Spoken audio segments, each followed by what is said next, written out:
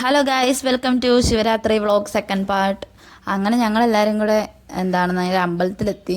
ഞാനും ആയിരത്തിയും കൂടെ വണ്ടിക്കാണ് പോയത്, സ്കൂട്ടിക്ക്. അങ്ങനെ അവിടെ ചെന്നപ്പോഴത്തേക്ക് ആയിരത്തിൻ്റെ അമ്മയും ആശമ്മയൊക്കെ നേരെ വിളക്ക് ഇട്ട് കൊളുത്തിയിട്ടുണ്ടായിരുന്നു. അങ്ങനെ അവരവിടെ എന്തൊക്കെയൊക്കെ സംസാരിച്ചിരിക്കുമായിരുന്നു. അങ്ങനെ ഞങ്ങൾ മൂന്നുപേരും കൂടെ അവിടെ കൂടെയൊക്കെ കറങ്ങി കിടക്കുമായിരുന്നു. നല്ല രസമായിരുന്നു. അപ്പോൾ ആശമ്മ പറയുന്നത് ദീപം മറ്റേ വെക്കുന്നുണ്ടെങ്കിൽ എടുത്തുകൊണ്ട് തന്നെ എവിടെയെങ്കിലും പോയി നിൽക്കണം. അങ്ങനെ അതൊക്കെ ഞങ്ങൾ തേടി അന്വേഷിച്ച് കൊടുത്ത് അത് കഴിഞ്ഞപ്പോഴത്തേക്ക് നല്ല ഭംഗിയായിരുന്നു, വെടിക്കെട്ടുമൊക്കെ ഉണ്ടായിരുന്നു. പിന്നെ അന്ന് തന്നെയായിരുന്നു കളിച്ചോളങ്ങരയിലും വെടിക്കെട്ട്. അപ്പോൾ ഞങ്ങൾക്ക് അവിടെ പോകാമെന്നൊരു പ്ലാൻ ഉണ്ടായിരുന്നു. പിന്നെ ഫുള്ള് ദീപാലങ്കാരത്തിലായിരുന്നു കേട്ടോ നമ്മുടെ അമ്പലം. കുറച്ച് സ്ഥലം പോലും ഇങ്ങനെ ആളില്ലാതില്ലായിരുന്നു. എല്ലാ ചുറ്റിനും നടക്ക് ചുറ്റിനും ഫുള്ള് ഉണ്ടായിരുന്നു. അങ്ങനെ ഞാനിന്ന് ഈ ചുരിദാറാണ് ഇട്ടിരുന്നത്, ആരതി ഈ ഡ്രസ്സുമാണ് ഇട്ടിരുന്നത്. അങ്ങനെ ഞങ്ങൾ ഒരുങ്ങി.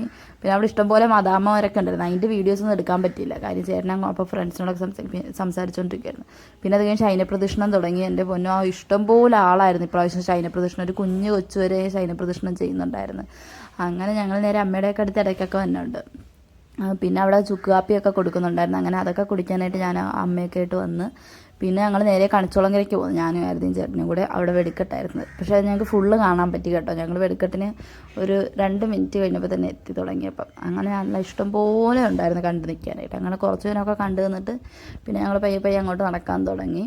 അങ്ങനെ അവിടുന്ന് ഫുള്ള് വെടിക്കെട്ടൊക്കെ കണ്ട് ഇഷ്ടം പോലെ ഉണ്ടായിരുന്നു ഇപ്രാവശ്യം. പിന്നെ ദേവി ആയിട്ടൊരു കൊച്ചു ഒരുങ്ങിയിട്ടുണ്ടായിരുന്നു. പിന്നെ അവിടെ കൂത്ത് കൊടുക്കുന്ന കാണാൻ നിർത്തും. അപ്പോൾ ഞാനും ചേട്ടനും ഞങ്ങൾക്ക് കൊണ്ട് കൂത്ത് കൊടുത്ത കാര്യമൊക്കെ പറഞ്ഞുകൊണ്ടിരിക്കുക. കുറേ പിള്ളേർ കരയുന്നൊക്കെ ഉണ്ടായിരുന്നു.